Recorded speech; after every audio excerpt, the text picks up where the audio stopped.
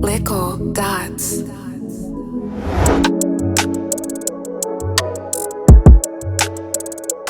Welcome back, guys, to another episode of Stay Strong Men. This is season two.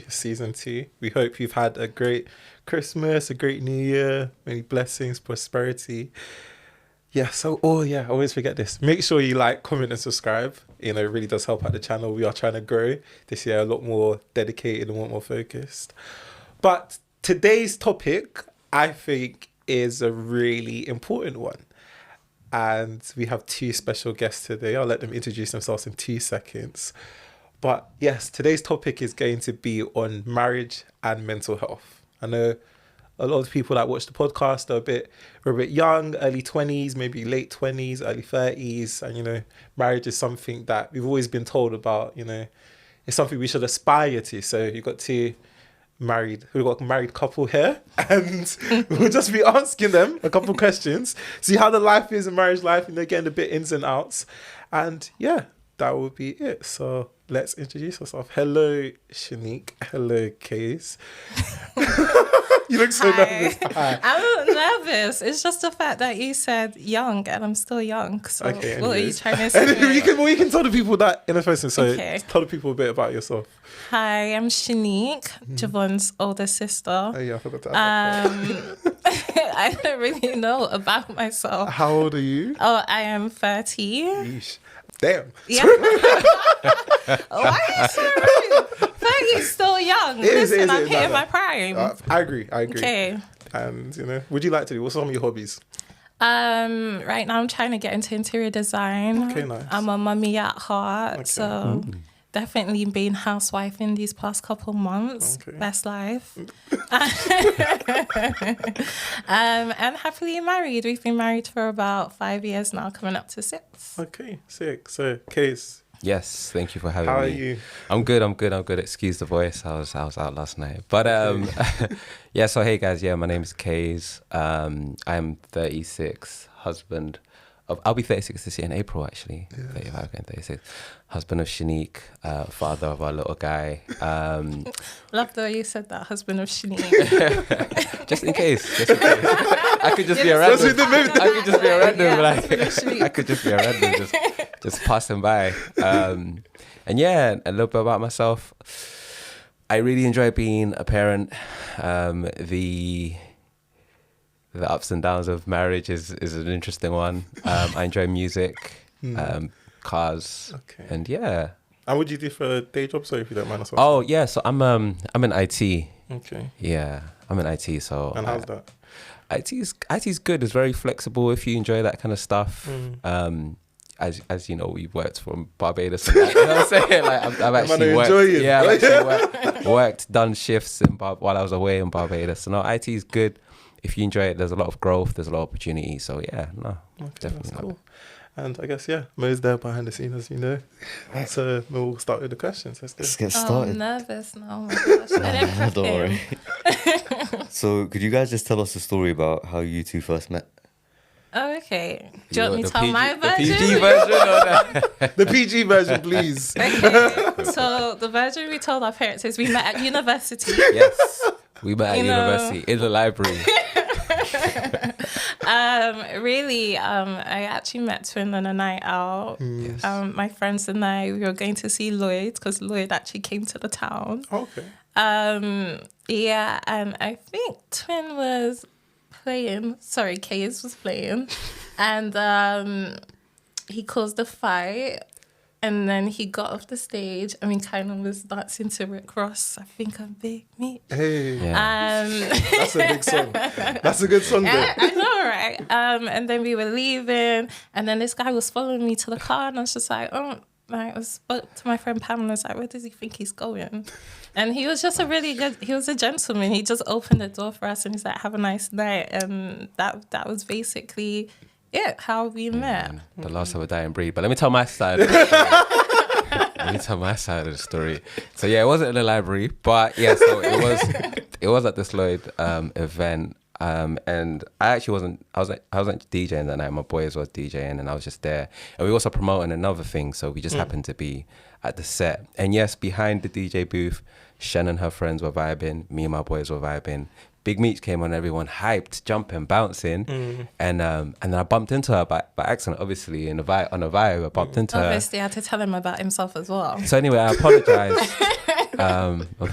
and then obviously, out of like good faith and all of that, I was like, you know what I mean? Obviously, we had a little bit of a altercation or whatever, a little bit of a thing, but just showing you off, making sure that you know everything's cool and get home safe and all of that. And that's how we met. That was the beginning of here we are, like. That's the beginning. How many?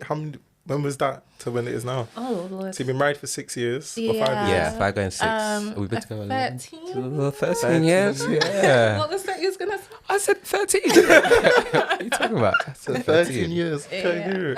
Yeah. So kind of 2 questions. At what point in your relationship did you guys know that you were kind of ready for marriage? And how did you know you were ready? Was there something that happened that sparked it, or was it just over time?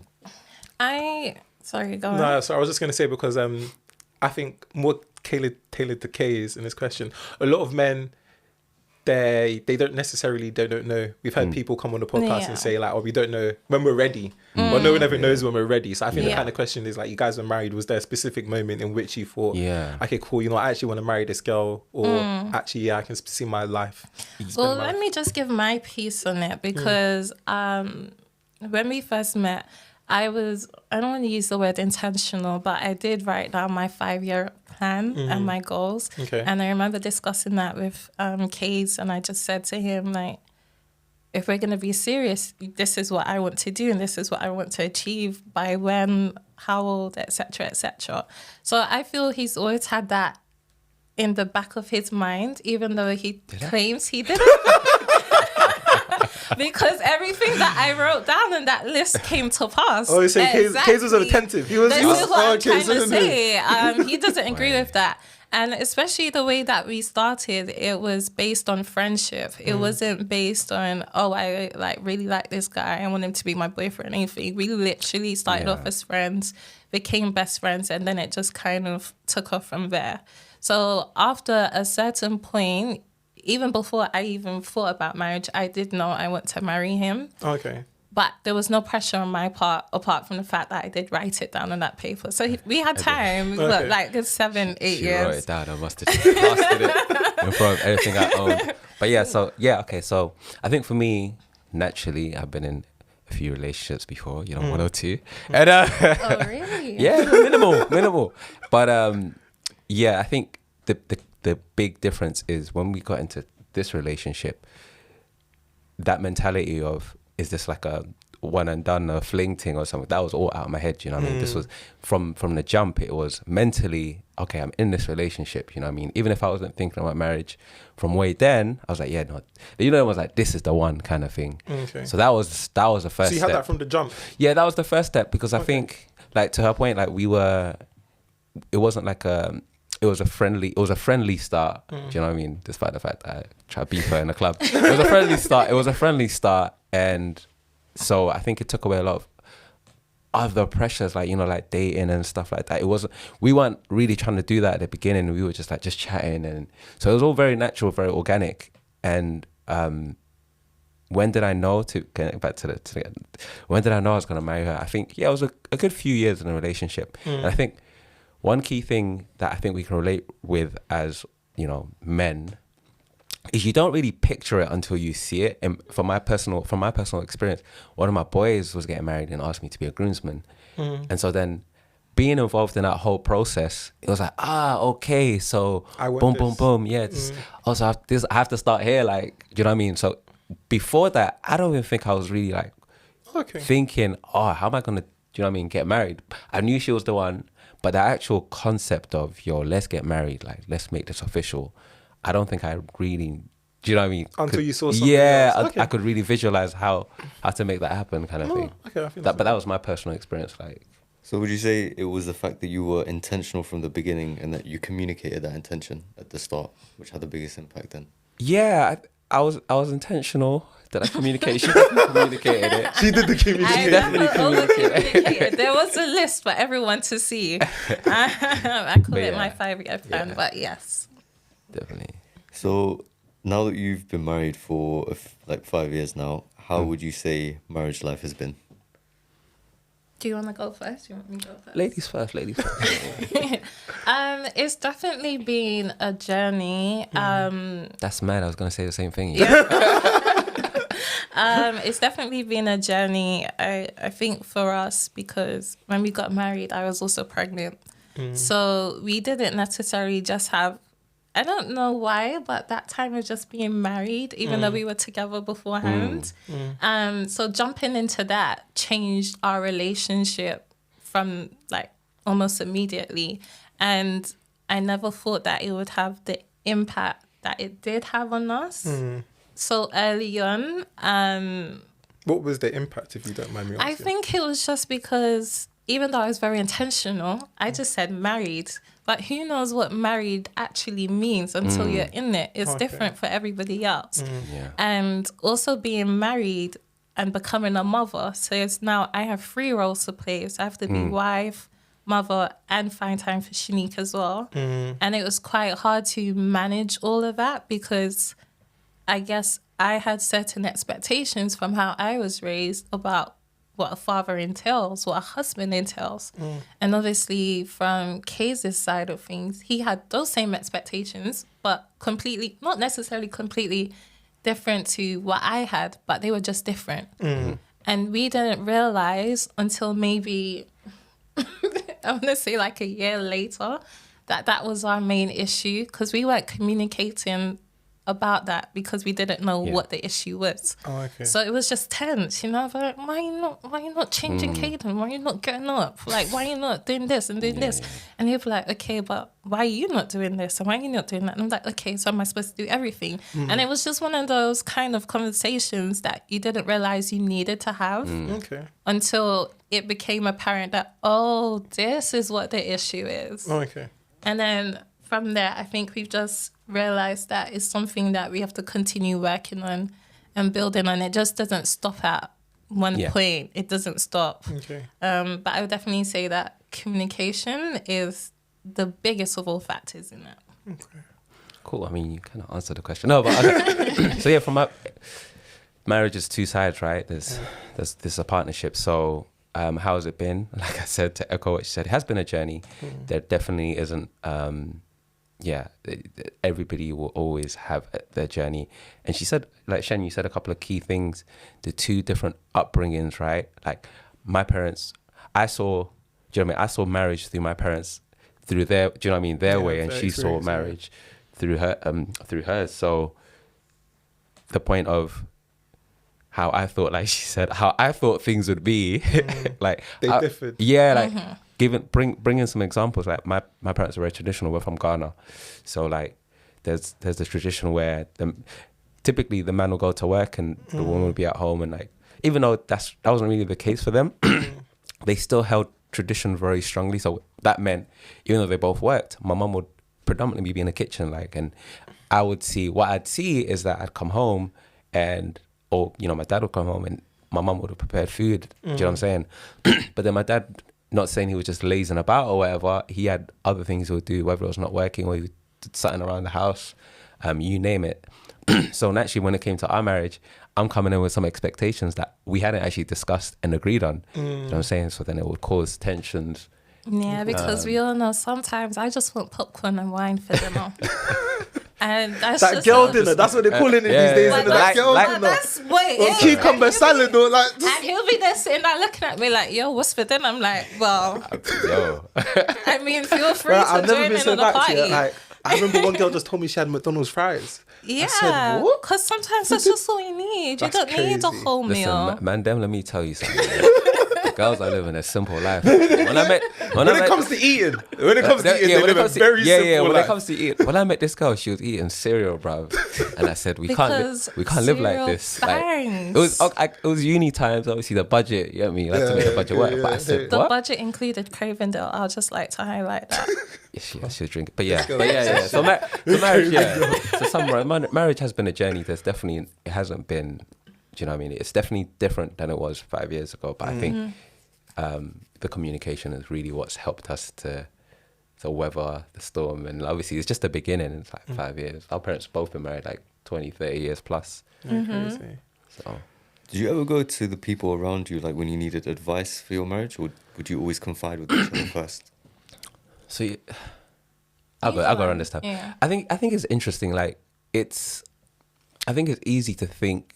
I think it's easy to want to fall to your circle. I have again, because of my upbringing, like I have my concept. I have something called like a village mentality, which is like I believe that, for example, with our son or the kids, I believe there's a village that's to raise, you know what I mean, your family, and in the same way as a village, you guys go through whatever struggles as a couple. We kind of have a lot of our friends are married, so we kind of have a distant village in that way. But when it comes to marriage, though, I think, and what I think we've been really good at is we've kept it to ourselves, between us. We kind of dealt with it ourselves and between us and God.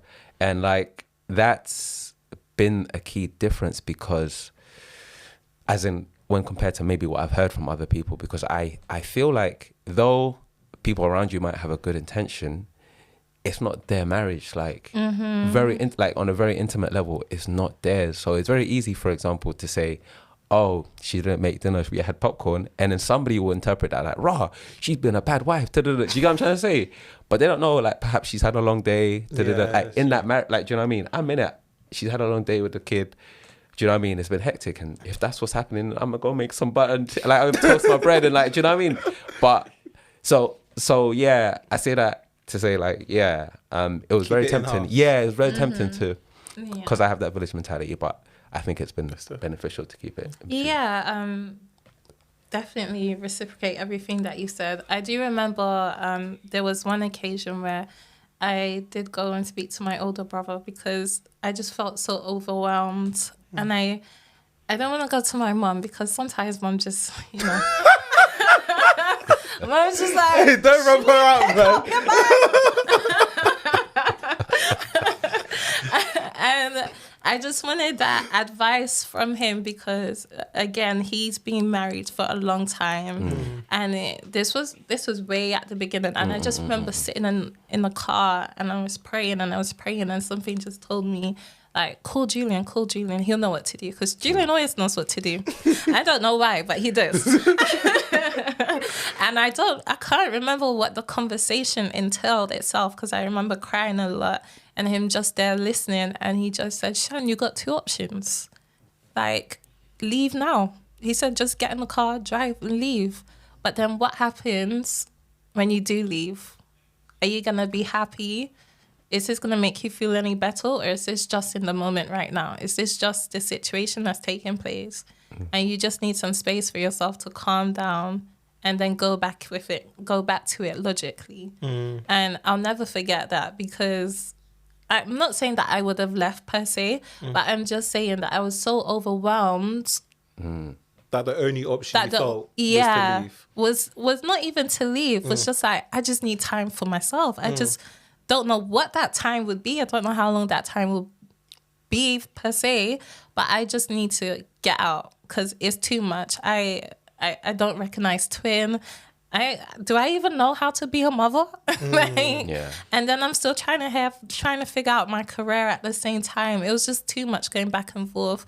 But I just literally, after that conversation, sat in the car and I made a decision, and I just said, well, I made my vows for a reason. I know this is the person I want to be with. And I just made that commitment to myself. Okay, well, we got to make it work. Because usually I'm the kind of person, you know what, you do me wrong, I'm like, cool, we're done, that's it.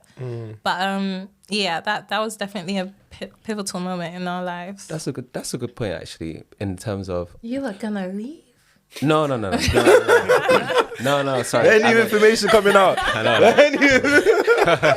All right. Okay. No, but no, I was gonna say about, so my comment about not like keeping things between us, as in terms of the marriage, and but at the same time, yeah, like you can lean on your wider circle, but without going into like I think it's best to not go into detail because I'm about my objectiveness point before, if that makes sense. Yeah. You can certainly like get some advice, especially people that have done it. Like this is how life works. We learn. Yeah, that's how you learn. Like you can only a lot of it, we go to school because people have learned certain things. Like, do you know what I mean? It's just that cycle. Yeah. So given what you've just said, how do you two support each other's mental health? Support each other's mental health. I feel, to be honest, mental health is like new people term, even though I'm still young. I think we never really viewed it as mental health, Okay, yeah. even though it has been mental health. It is, Particularly, I'll just speak on my behalf when it comes to K's. Like, when I can tell he's had a stressed out day, I know this is not the right time to tell him, you know what, I want to buy £500 tiles. All this wife talk. Do you know what I mean? I just know that it's really about picking and choosing when it's the right time to approach things and just respecting the time that sometimes he does need a space. Like sometimes if he just wants to go be in the office, and just chill after work and do whatever he has to do, sometimes that is fine.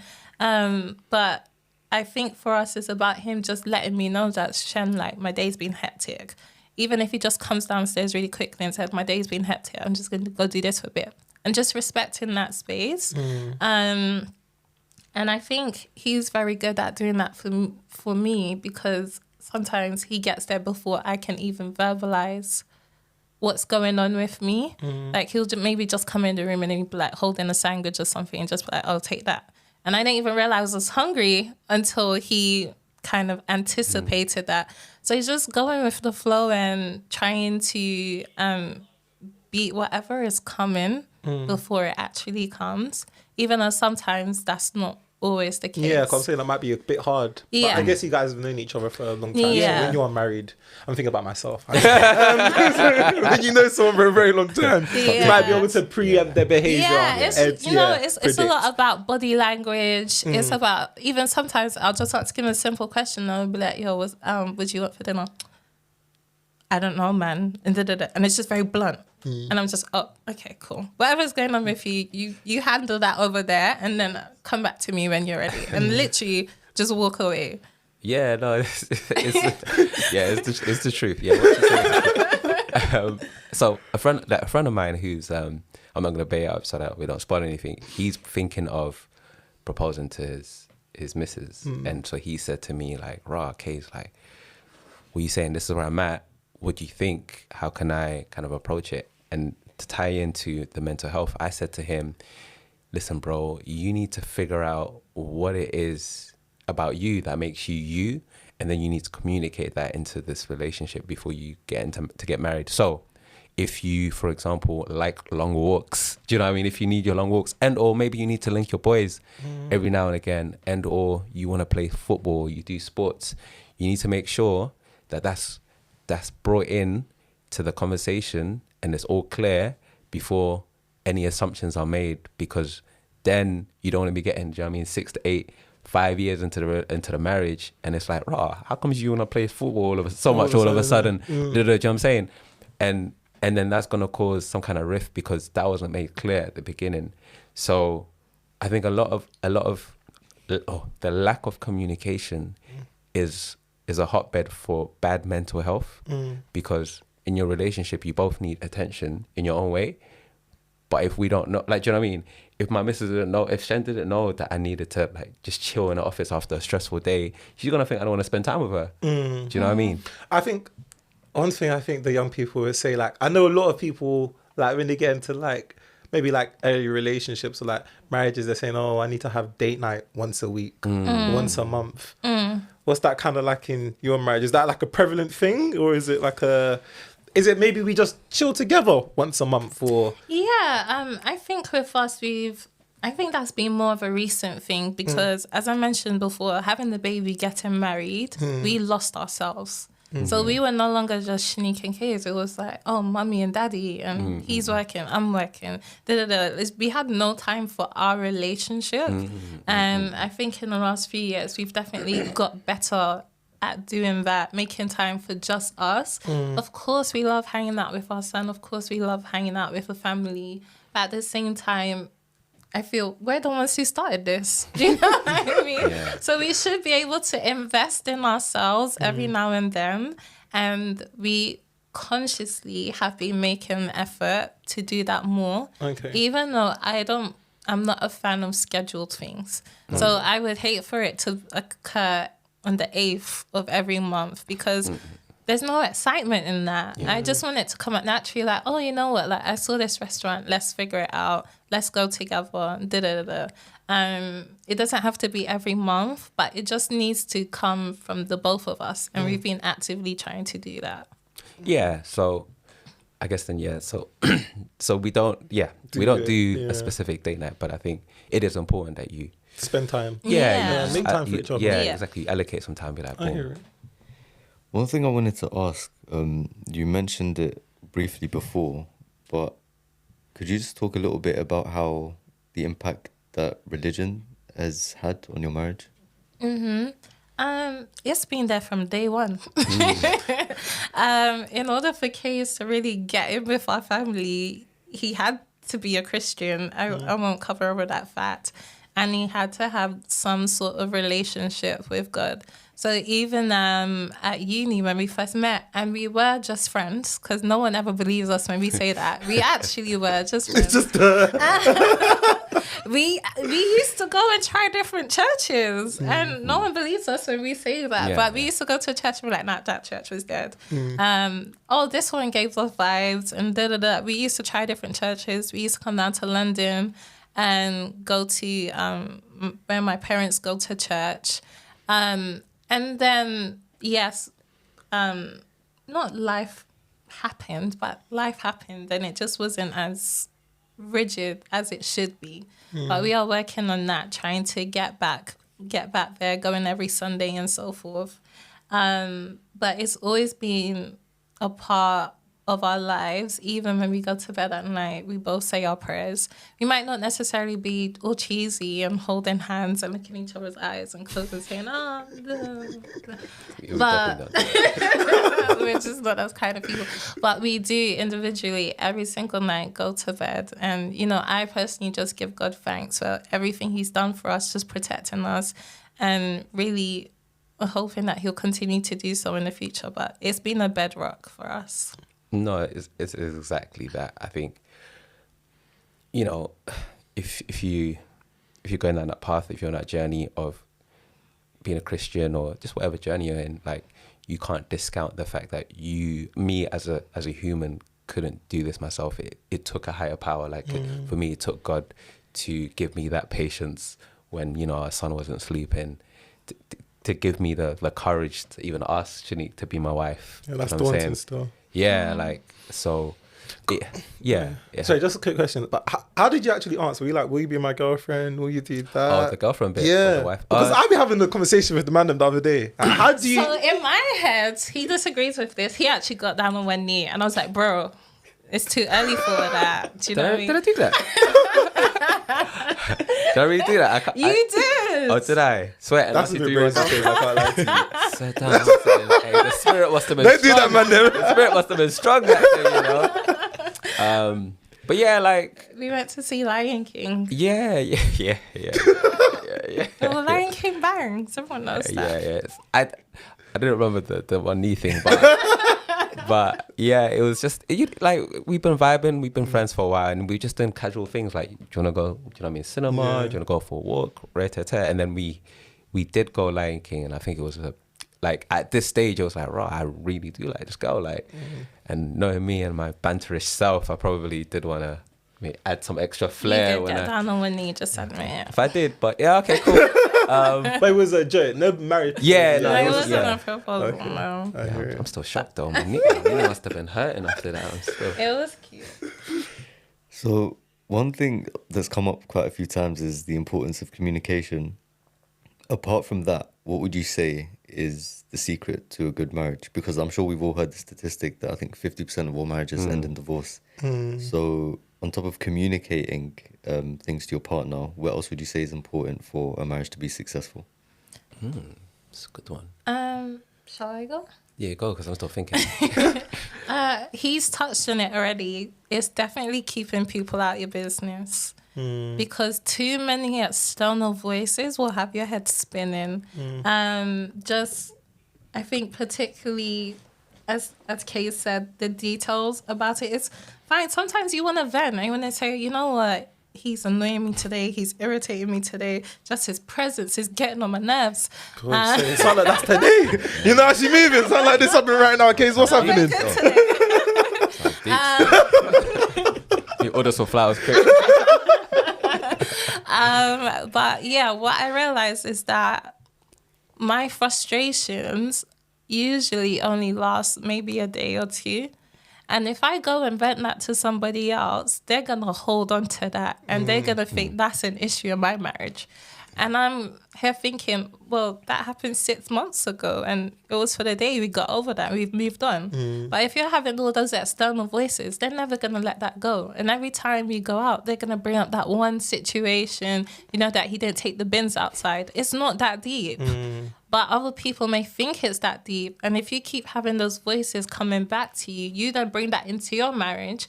Because now him not taking out the bin on a Thursday is him not being man enough or him not being a good husband. So I personally think just keeping people out your business. Yes, seek counsel when you need to seek counsel. That is 100% a fact. But on the everyday things and the everyday frustrations, I think you definitely need to find a way to figure that out between yourselves.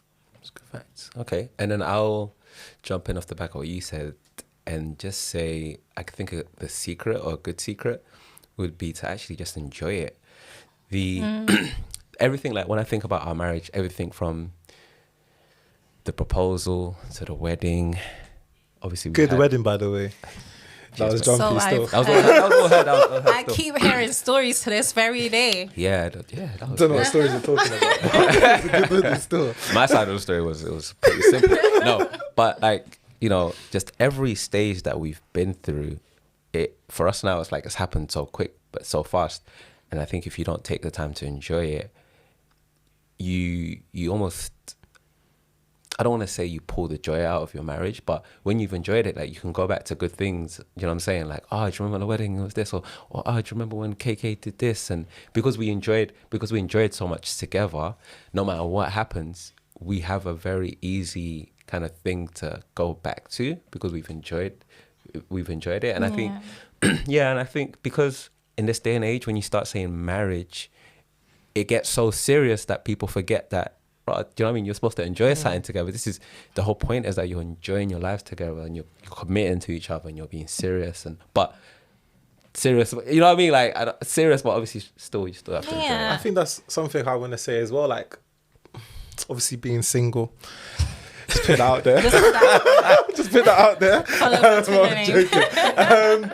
I feel like some people, like their connotations or their beliefs about marriage, or maybe that's just their experience. You know, maybe their mum and dad are not together. Yeah, or like, you know, you can't really enjoy being married or stuff like that. And for me, it's just never, obviously, as you know, she's my big sister, so I've seen how their marriage is. Oh, that's fun. Like, I've seen how my mum and dad are married, like, 30 years, 35 years. Like, I see it as fun. So for me, it's always been a positive thing of getting married. And I never really understood it from other people's perspective when they were like, oh, that's a bit mad, you know, I'm so scared of marriage and stuff like that. But that's the thing is you raise a good point there. I personally married my best friend. And because I married my best friend, first and foremost, we are friends. So it's like we can always bounce. We know how to have fun together. And I think if we didn't have that, then the marriage itself would be very shaky. Because if you're always taking it so seriously, oh, I got the bills to pay, you go raise the kids, and and we didn't actually have fun with each other, I don't think it would last as long. So it's a very valid point. I think sometimes marriage is just for the wedding. And it's a lot more than just the wedding, because the wedding takes place, 24 hours max. And then you have this whole life after that. So it's really about taking that bit seriously. Why do you think people started to have this vision of marriage? Why do you think it's something that they're starting to fear as opposed to enjoy?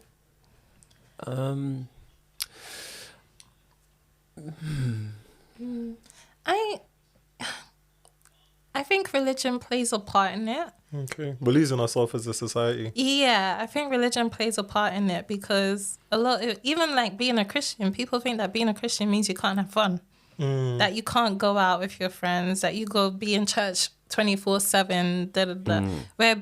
Whereas the matter of fact, being a Christian is about having a relationship with God, your personal relationship with God, not pastor's relationship, not your mum and dad's relationship, but your relationship.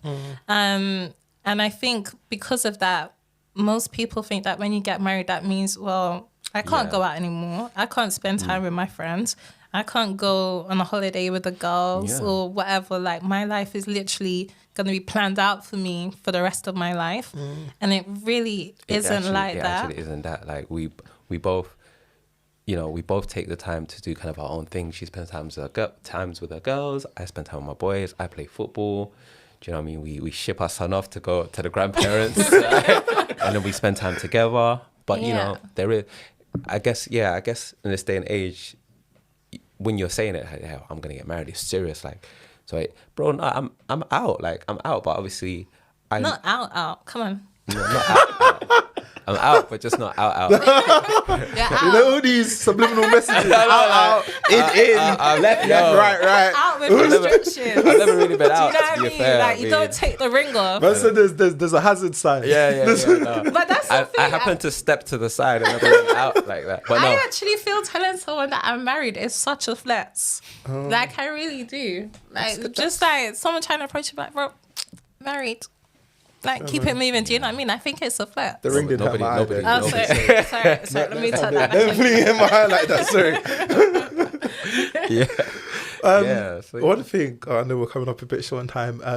One thing I wanted to discuss with you, Kate, is so we know that there's postpartum depression for women. So if I said that correctly, don't kill me if I have it. Yeah. But another like emerging study is how men, husbands, boyfriends, wherever you are, how they feel when they get their first child. So research shows that, actually 20% of men, they sometimes feel emotions of depression, or maybe they feel like some sort of like loneliness, or matter of fact, from the point is that, as you said, you guys necessarily didn't have it too much, but maybe don't know how it is, but it was just you and her. Now there's another third party.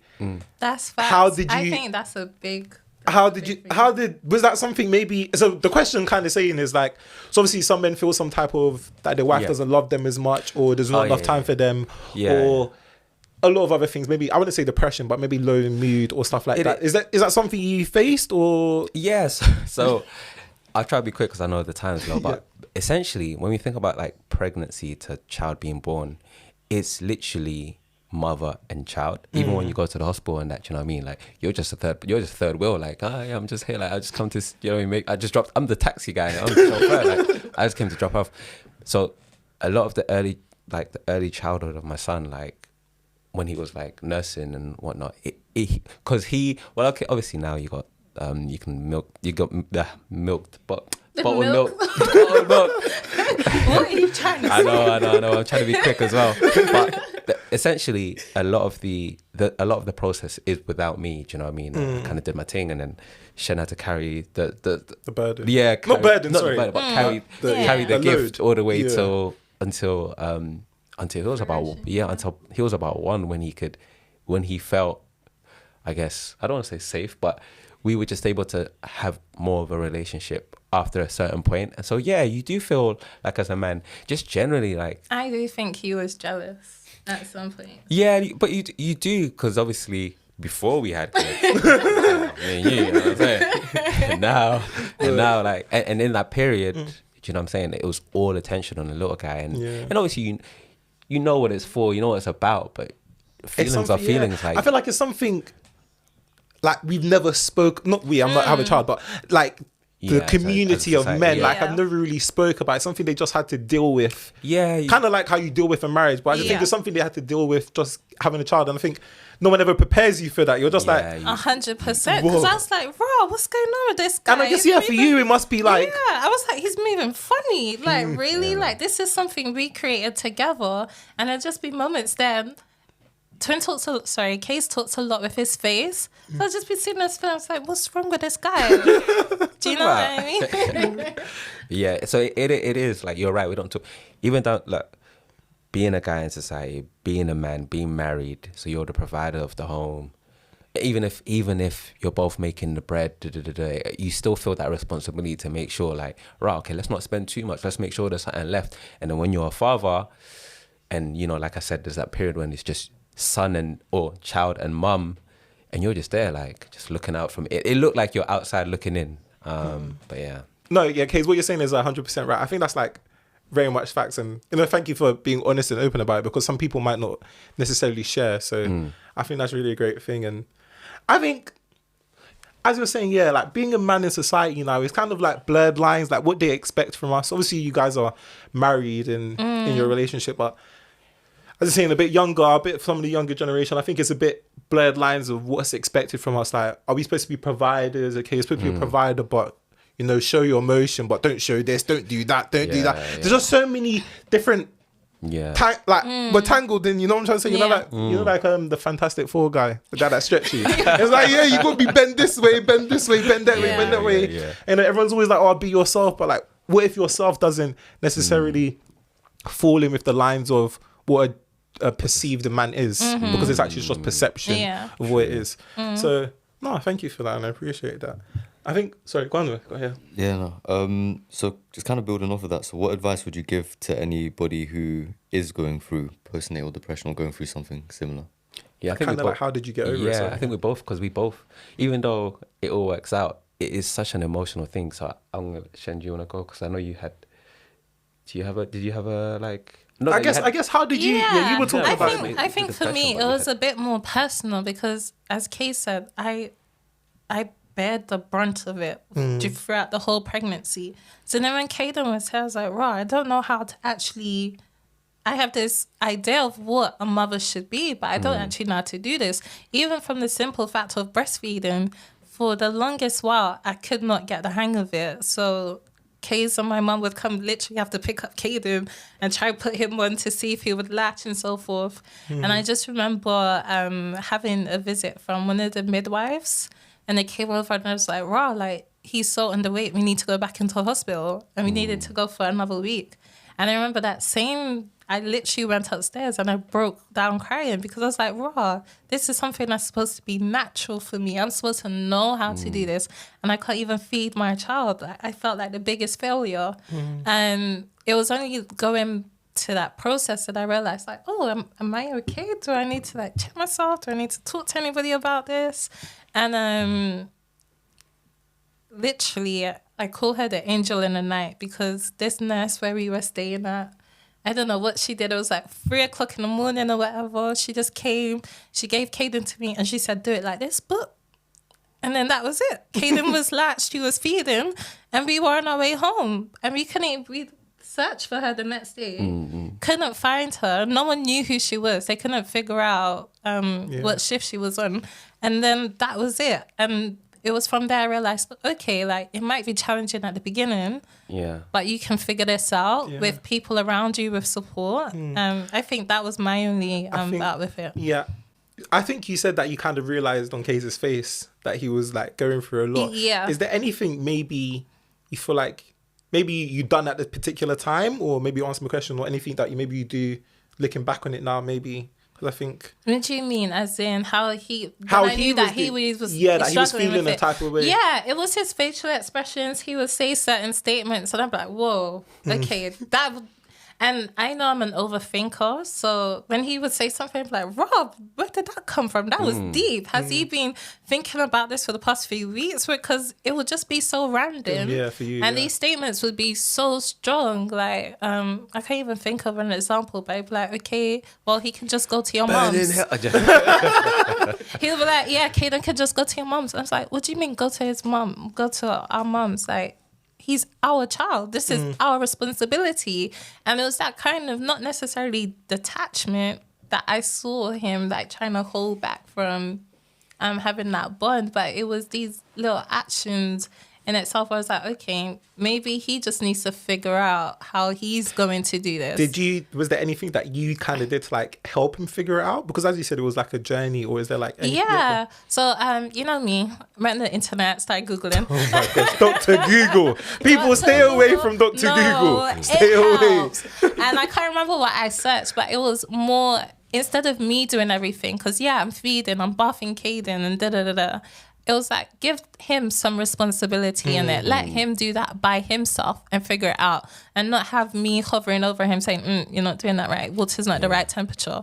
So we started doing this thing where, instead of me putting Caden to bed every night, we figured out a way for him to do it. So we flexed it. So one night would be me, one night would be him. Just things like maybe feeding him lunch. Giving him first time Caden brushed his teeth, I let Kaze do that, just so that he can start to build those personal memories instead of me just taking control of everything. So kind of what you're saying is that you were burdened a lot of the pushing up. So it kind of felt, I don't know if you jump in whenever, like you kind of felt isolated. That was kind of her and like the son. I felt like he wasn't ready for it. Yeah. So this whole conversation is a thing where when you're talking about marriage, kids, there's no way, there's nothing that anybody can say. Like, I can't say nothing to you, Jay, to say this is how you're going to become a husband, or this is how you're going to become. There's nothing I can say to you, bro. It all happens in a moment. Do you know what I mean? And when our son was born, and like I said, there's some people go down the path of bottled milk. I don't know why I can't say it. But we went down the natural path. And so when you're doing that, when you're breastfeeding, dude, what happens? You know what I mean? When your son's hungry and he's not going to take the bottle or whatever, it's a stress. Sure, he didn't take the bottle. He definitely didn't take the bottle. Sure, he didn't take the bottle. You just, like, you know what I mean? There's just at a certain point, it almost feels like there's no connection. Obviously, in hindsight, we could have tried. I could have tried a bit more to make him take the bottle and stuff. Naturally. So Shen helped in her way. But yeah, it was just a very emotional. Like, do you know what I mean? Like, there's just no words. But I think the perseverance, the action, like, do you know what I mean? Because I'm even thinking, like, obviously time you spent some time at the house, and it was like very early on, something that I know would have vexed me is like when you're putting the child to bed. Like, I remember Shani used to do it for like 3 hours. He finally go to sleep. Maybe Kate's wake up like a couple hours later, be his turn. Yeah. And then he's just crying all night long. And I don't, maybe as a father, I can't put myself in your shoes, but I can, for me, I would think, I'm not doing this right. Like, what's happening here? Like, she used to do this, or she used to bop a little left, right. I'm bopping left, right. You know, you might feel like, well, like, is this really like, am I even the child's dad? Or but he mentioned it. Think about it. You're growing this person inside of you for 9 months. So technically, I was 9 months ahead of the game, if you think about it. So Kay's only really got that opportunity to get in there once Caden was born. So it's not something that's just going to happen over time. You both are going to have to find a way to make it work. It was a time thing. Like, imagine, like, you're holding your child, and they're just crying, like, and you can't figure out how to make them stop. Like, this, I can't describe the stress. But like I said, you know, I was in there. I was in a moment, like, I'm going to make you, like, we have to figure this out. And so we're there like 2, 3 in the morning. I'm doing everything. I put the baby on my shoulder, put it on my head. Man's got him trying to see if he thinks I've got breasts. Like, get me? Bro, I'm telling you, desperate times, I was trying everything, like. But yeah, it's just over time, like, things did get better. No, and I think that's really important, you know, because sometimes I feel like, I don't know, maybe just observation. Maybe mothers, like, they over baby sometimes their child, and necessarily don't think, they always think like there's a stigma like, oh, men are like risk takers, and the fathers do too much jokes with the kid or throwing them up in the air. So sometimes they're overprotective and stuff like that. But I think it's like good, obviously, from outside looking in, that you gave him like more opportunity and stuff like that. It is valid. It does take two. Like, I respect any single fathers, any single mothers, because it does take two. lot. We balance each other out. Like you said, Shen can over baby, and I'll that's why I can remember like, oh, babes, like maybe I don't call it over baby. not over Shinny, baby, you but have a over baby. I just feel Whatever- I've given him the opportunity to be himself. whatever way you want to describe it. Like, Yeah, exactly. It takes. Do you know what I mean? And I can come in from my perspective and say, oh, maybe you should. Do you know what I mean? Maybe don't so much like this or da da da da. It does take two. That's a key. Was there any point throughout the whole process when you guys were like scared? Because the reality is with marriage, with having a child, nobody can prepare you for that. That's something that you learn as you go along. Embrace the fear, man. That's what I'm saying to you. Bro, there's not been any moment down to even when she was walking down the aisle coming, bro, I was so shook. More so because I didn't want to like bawl out crying because she was like, I want you to cry. I was like, I'm not gonna do it. To see a tear. I'm not gonna do it. I'm gonna fit. No, but You held it down still. yeah, bro, barely. You know, there was a moment, there was a tear that I was just like, bro, like, no, but embrace the fear. There's, I don't believe there's any human being that whether you're getting married, when we were in the hospital, our son was being born, bro, I was shook. But whether it showed on my face or not, I just tried to be like, right, we're here. You know what I mean? We're going to get through it. I was shook, bro. I remember this key moment. The nurse come in and said, go put on your greens because we're going to do the thing. Like, bro, so I took it. I went to the bathroom. Brother, when I had to say a quick prayer because I was like, Lord, please don't make me break down. Like, she's going through a lot already. You see the videos of where the husband faints and all the nurses are like, oh, he's gone now. You've got to go back him. Yeah, I'm like, please don't make me take attention in this room. She's got a lot on her plate and I just need to be there. Like, embrace the fear. That's all I can say. There's no... One thing I want to ask is, as your son grows older, what are some things that you plan on doing to support your son's mental health? Because obviously mental health, these are conversations that are being had more often now than previously. So now that this is something which people in general are more aware of, what are some things that you plan to implement as your son grows older? With us, we've always been quite on the same path with that. We discipline Caden with timeouts. It's not everybody's cup of tea, but it works for us. But I think our timeouts are a little bit different because not only do we get him to reflect upon what he's done, so why he's in trouble, but we also ask him, how are you feeling? Why are you feeling this way? And we let him express it and then correct him accordingly because at this age, he doesn't know why, jumping off the banister is dangerous. He just knows it's fun and he's going to go, but when he breaks his leg on the way down, that's going to be a consequence. So we always tell him that his actions have consequences, but it's not just for us to be preaching at him and saying, don't do this because da-da-da-da.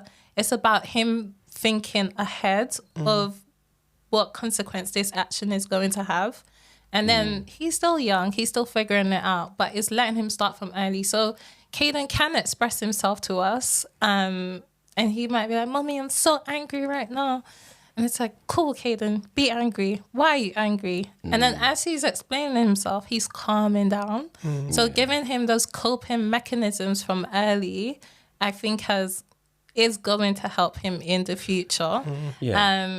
And we do let him have a lot of independence as well in regards to day-to-day activities.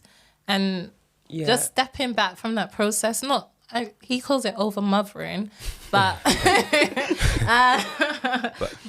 just giving him a bit more chance to let the real Caden come out and emerge rather than what we think it should be. I think so. We, it's a cycle of parenting, right? And whether we admit it or not, we want to be better than our parents, whether we want to admit it or not. And one thing I can easily say is like, and there's a lot of context that I'll leave out in the sense of, like, my parents were very strict and very like, you can't do this, you have to do this, it has to be like this. And I'll just say that I now, as an adult, can appreciate that they had a lot going on because they weren't born in this country. They had a lot that they were thinking about or trying to just deal with themselves being outside of their mother home and mother country and so on and so forth. And then they've got the little boy who thinks jumping off of the couch is a good idea. So I reckon they were just like, boom, boom, boom.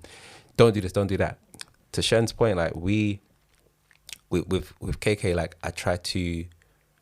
I'm a lot more, it's just down the communication path. I'm a lot more like, look, don't do this because if this happens, so I take that extra time, I think. I think that's, I try to give that additional, like, do you know what I mean? Like, I'm trying to give you this, like, if you jump in and this happens, think about this, or will this be good? Like, will mommy be happy? Will daddy be happy? Will you be happy if this? So how we're preparing him, like, in terms of the mental, I think it's just bottom line, like, just communicating. You can have you can have feelings, like, you're allowed to have feelings. In fact, express your feelings. Like, I think something that we can talk about as like a family.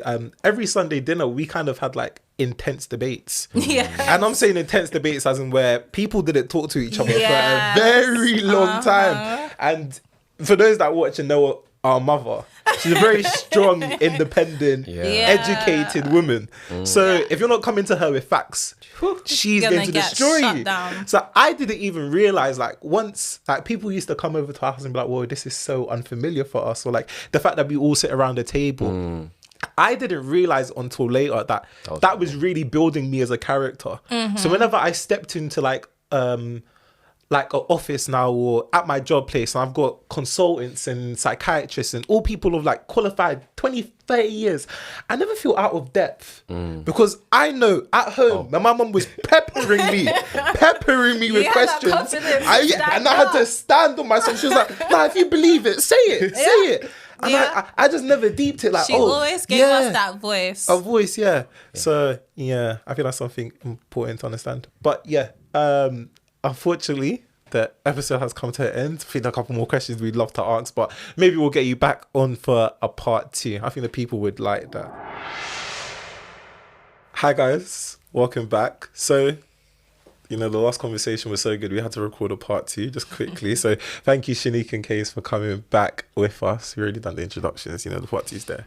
Okay, so let's get back into it. Cool, jumping back into the questions. What's something you two believe is affecting young men's mental health today? Like, what would you say is one of the biggest factors? I think it's really that culture that everything comes easy. I'm not too sure if people are really willing to put in the hard work. And because of social media, you just see everything online and it just looks like, like just the other day, this guy was there. Now he's in LV. I don't know any other designer brands. The DSQ. And it's just like, so if he can do that, do you know what I mean? It's just like, if he can do that, then I can do that too. Like this whole thing about people going around stealing Rolexes and stuff. Like, why not just work hard for it and earn it instead of just going and steal it and get that quick gain? Do you know what I mean? There's no like delayed gratification. It's just like, I need it now. I must impress now. I would argue though that the society we live in right now, everything is quick. Amazon, same day delivery. McDonald's, you don't go leave your house. You want that order out to your yard. Something like that. So I think maybe the culture we're living in, it's forced us. It's just quick into a thing. Especially like we live in London. Like you guys grew up on, everything is bam, bam, bam, bam, bam, like constant. Even though deep tech, you get out of the train station. Why is everyone sprinting? Why are we all sprinting? Why are we all sprinting? You're just walking up the stairs at the elevator. You got people running up the elevator. It's true. You're gonna save what, 10 seconds? Maybe they're trying to get their steps in, because that's what I would be doing. I hear it. Go on. No, that's a good point. I think my other spin, but on the back of social media, is that even though it makes us feel like we're connected, I don't believe that actually we are. Social media is a tool to make us connected, but I don't think young men are as connected and can express themselves to each other. I think the last time we spoke, I talked about a village mentality. So, like, I believe, back in the day, the man them would talk and like chat about what's really good. You know what I'm saying? But I feel like now it's probably a lot more superficial and nobody's getting into the nitty gritty of like what's going on, like what's really going, like how's your relationship or how's work. I just feel like it's just all kind of superficial. So do you like, feel like when you guys get together, do you actually want to sit down and be like, yo, how's your relationship going? Like, does your missus get on your nerves, etc., etc.? Like, I don't feel like guys do that. I actually think we do. It's just not as obvious as that. Okay. It's just more on a covert level. Would you be like, like I saw you went out on your date the other day, or how is that in it, or something like that? Be like, how's the thing? But I think, as Kate said, I think inherently we really actually do want to have these conversations, just to know that we're all experiencing the same things. Definitely. Even though we all know we are, it's because some people don't say it. Yeah, everyone just feels like we're not. I think we definitely do want to have those conversations, and I even say when I have those conversations, I have them a lot more now. It is like unburdening, and it is like a safe space. So, I think that's nice. Oh yeah, that's good. Just on the topic of social media, when eventually your son grows up and becomes exposed to social media, how do you think you'll go about that to make sure that he's using it in a way which isn't impacting him in a negative way? Is that something that you thought about? Yeah, because I don't know, KK's been doing this thing at the moment where he like steals our phone in the morning and he's just walking around, he's like, hey guys, I'm just gonna show you my home, and this is something that we haven't necessarily shown to him, but sometimes when he does have his screen time and he's there watching Ryan, you know, Ryan's always talking to this you know so Ryan, it's the guy with the toys, Ryan. Oh, the little YouTube kid. Oh yeah. Oh. They're making money, you know. I know, he makes bread. Yeah. But it's like, I think because Caden sees Ryan or whoever it is talking to this imaginary third person now, he's kind of adopted that kind of persona whenever he sees a camera about. And it's really weird because we're not the kind of people to be posting on socials or anything like that. So in a way, I feel it's out of our control, but in our control in a sense, we can give him enough confidence to be like, okay, well, you know, if you do something, go stand by your word, or, you know, these people don't know you if they leave in comments. Like, why would you let that affect you? But give him that kind of gravitas at the beginning just to be able to, you know, stand on his own. No, exactly. I was going to say, I think what we can, social media and just the way things have gone, and there's one thing, so there's kids and how quickly they pick things up. Like, when KK was a little youth on iPad, he was just finessing it like he was on a Matrix. Just but there's that. But then to Shan's point about, it's almost like solidifying the values for him, because we can't, the way, at home, because we can't control how social media is going to transform. There's virtual reality. Like, it's about to go next level. Crazy, yeah. But at least giving him the tools that he can, so that he can, I guess, make of it. Like manage, like manage what's to come. Like, but he won't be getting on phone until at least year 7, so he needs to chill. But I was gonna say, cause like social media went like a really big thing when you guys were growing up too much, and it kind of like. Yeah, it was started. Wait, how old are you trying to say? What I'm trying to say is, we like, have MySpace. Remember the days of Bieber? Get home, drop an MSN messenger. Stop it. That's what I'm trying to say. It started like, I feel like it might have like proper started popping off for you guys in what, like year 9, year 10, or probably, like, So like, how was maybe memory banks? Not that memory banks, but like, how was that kind of like transition? I just think it was a lot different. Like, back then, and people can't even imagine it now, because we're all like so big on Snap. Like, do you know what I mean? Like, Snap now is like your normal conversation. But when you talk about like when we go back, we used to actually call people and like text people. Like, do you know what I mean? 5-day passing thing. Listen, I don't think you guys understand. You actually used to do that, but now, do you know what I'm saying? I feel like people like take mobile phones like, what's your number? Like, that's a myth. Why do I want your number for? Like, just give me your Snap or whatever, like, or give me your Insta. So I just think, so to your question, it was not as social media wasn't so big. Like, it didn't take over our lives so much. But I think when it did get popping, because for me, I'm not really, you know, that kind of techie social media kind of person. It was a lot of the influence, I think, of my friends. So my friends actually took that stance. It was like, okay, Shan, you're lacking that. Let me create your page for you. Let me create. And And then slowly but surely you kind of get drawn into it, because instead of those conversations happening over the phone or texting or MSN Messenger, showing my age here, it all kind of just took that next level and went on social media. So then it's like, oh, I don't want to get left behind per se, and I still want to build this relationship. So you kind of slowly get drawn into it. And even if you think about our parents and that, they didn't grow up with social media, but now all of a sudden they want to be here like on Facebook and you. Bro, the other day I saw mum on TikTok. Oh my. Crazy, right? What, our mother? Yes, our mother on TikTok. What? I said, what is she doing on that? I had a little din. Yeah, and I said, what's happening here? Cut that out. All right. Just giving out government information. Anyways, I was gonna say, was it like back in the day? Was it like too much comparison? Was it like were people comparing a lot on social media? I mean, for me personally, I just think it was still just so new that people were just like getting used to it. Like, oh yeah, we could do this. I could post this. I could do this video.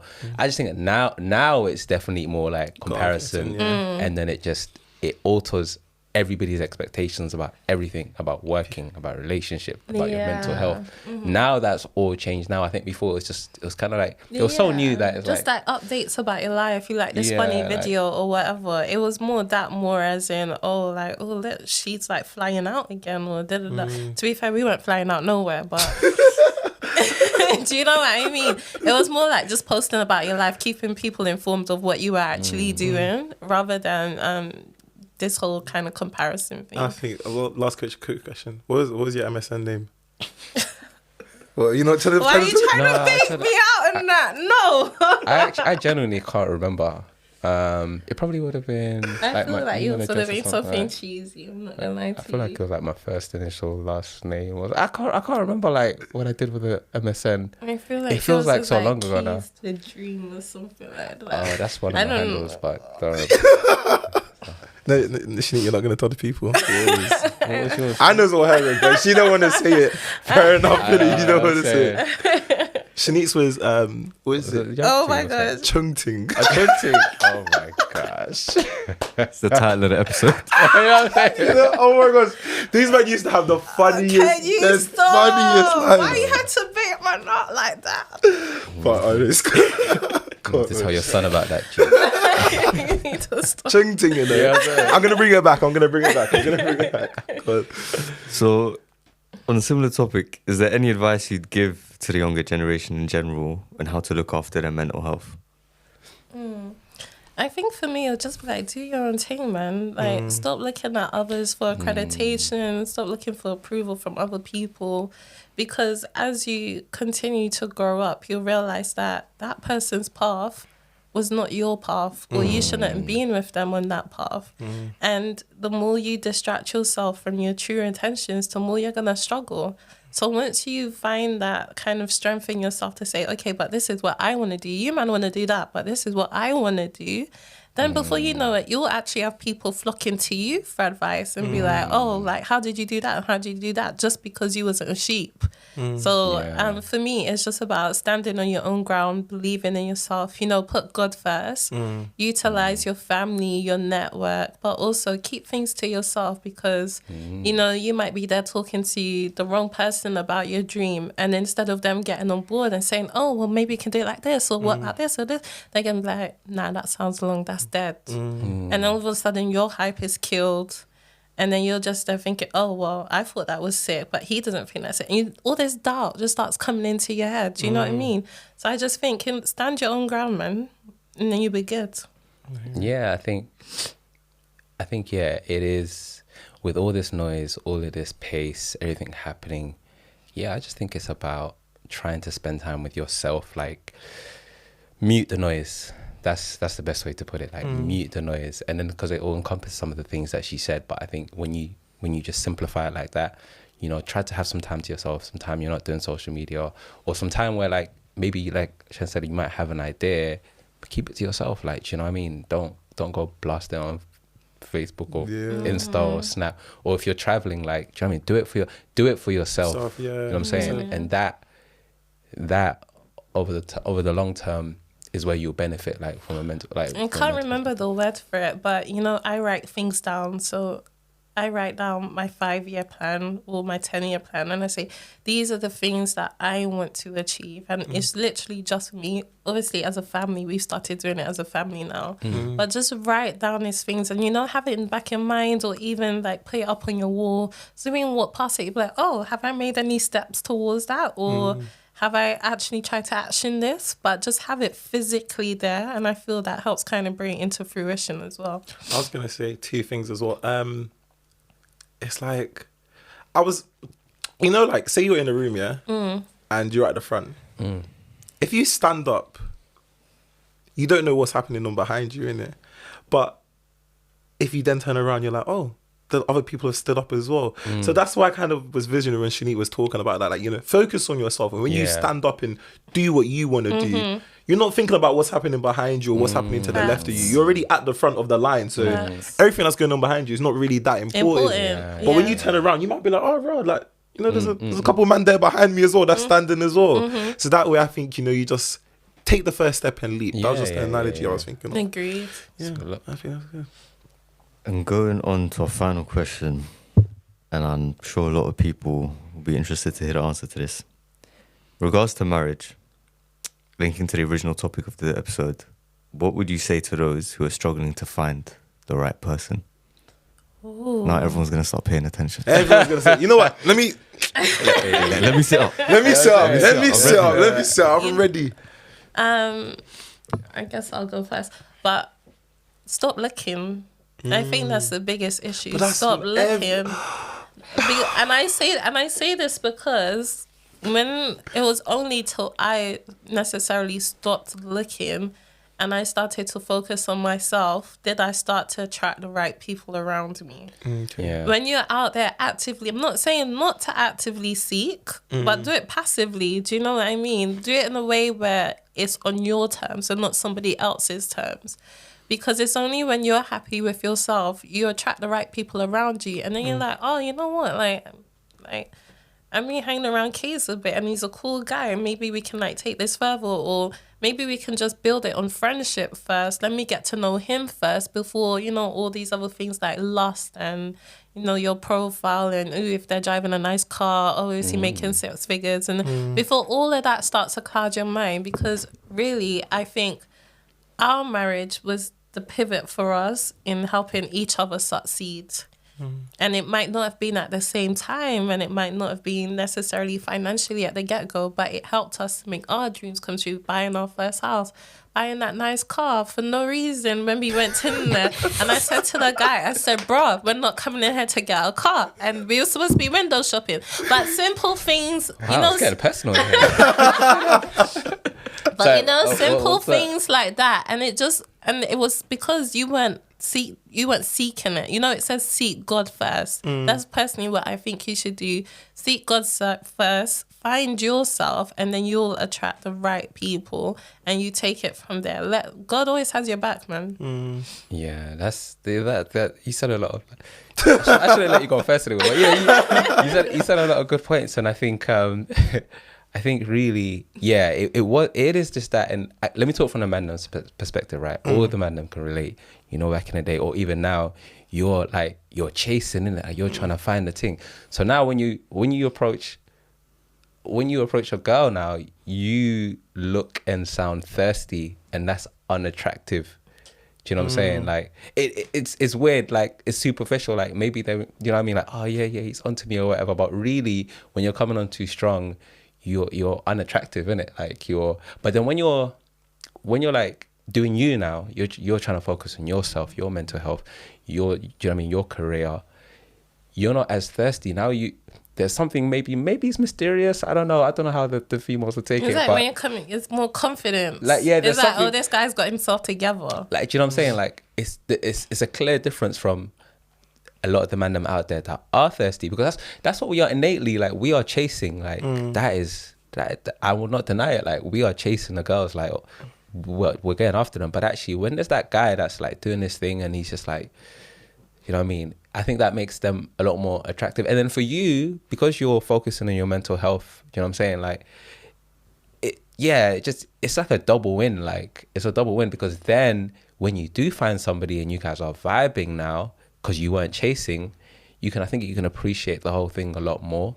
Because I've even personally, like, I've chased so much and it's gone to nothing. Like, it's just bare waste of time. It was. Who are you chasing, bro? I don't know what you're talking about. When the key thing that both Shannon and I can definitely say is that when we met, we weren't looking for anything. That's 100% fact. As in, I wasn't expecting her to, do you know what I mean? It was just completely unexpected, and then it just blossomed into something. Like, we were both kind of just doing our thing. And that, I hope a lot of people can relate to that, but for us personally, that's exactly how we got to where we were today. Would you say the point at which you two met, you two were at a point in which you were happy being alone? Because I'd say a lot of people right now, they jump into things because they don't know how to be alone.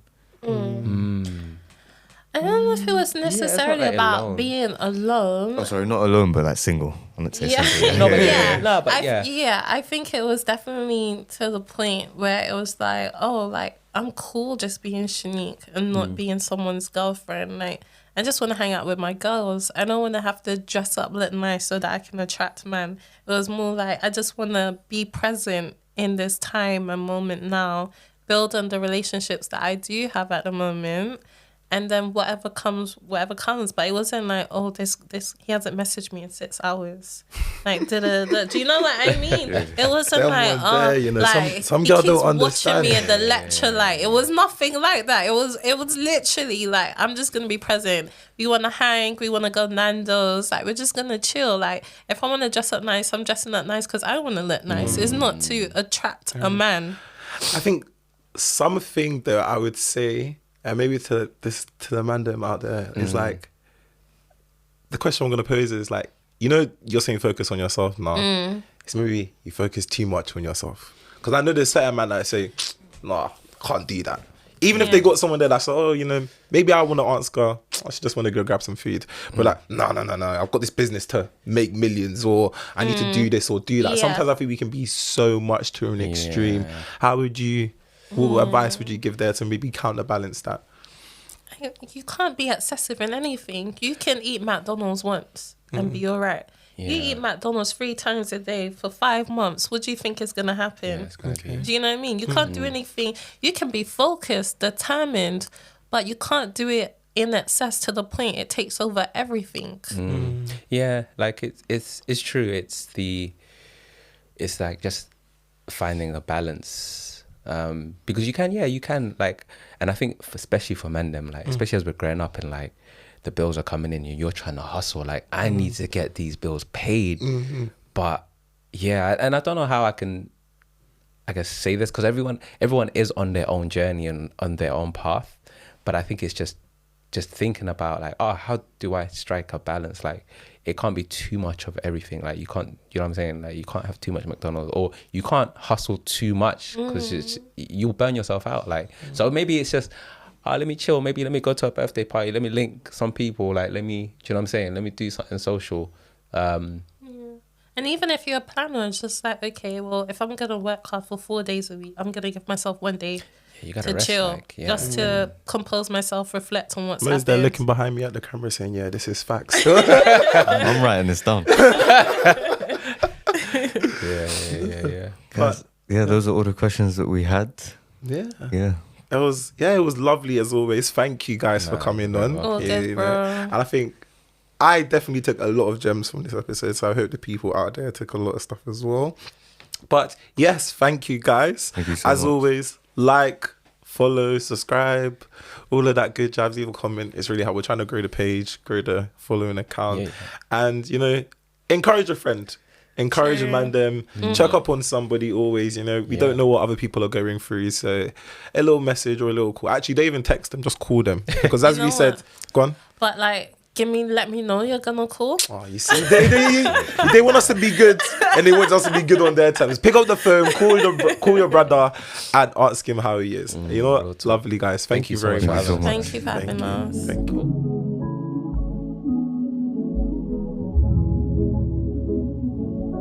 Little dots.